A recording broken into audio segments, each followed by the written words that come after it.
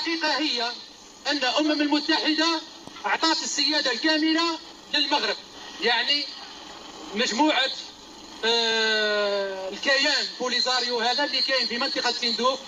منطقة تندوف انتم كم تعرفوها باللي منطقة كبيرة جدا خاوتي. منطقة تندوف تفوت 30,000 كيلومتر مربع، يعني وطن كوطن بلجيكا. إذا اللي قادم هو أننا صبحنا في جزائر عندها دولة في وسطها بمساحة بلجيكا هكذا. المغاربه واش راح يقول لك؟ يقول لك احنا بلادنا حررناها بالقانون عبر الامم المتحده. اذا هذه الدوله اللي اخترعها النظام اين سنذهب بها؟ اين سنذهب بها؟ هذا السؤال لازم يطرحه كل عاقل جزائري، كل واحد عاقل يطرح هذا السؤال. احنا هذا الكيان اين سنذهب به؟ هل سيندمجون في المجتمع الجزائري؟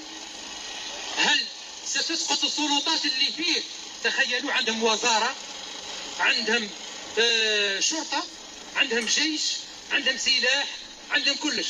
يعني هادو أصبحوا، أنا لا أتحدث أخوتي عن الشعب الصحراوي الصوالي، أنا نحكي على من يمثلهم واللي خلقهم، هم الجنرالات.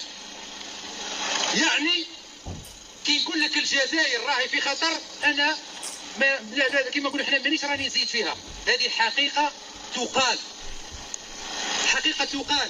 كيفاش راح نديروا حنايا مع منطقه تندوف هذه؟ وانتم تعرفون جيدا ايها الجزائريين انك باش تدخل منطقه تندوف هناك حدود،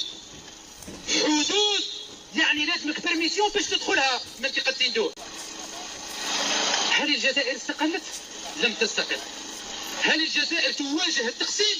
نعم، الجزائر تواجه التقسيم، والناس كثيرون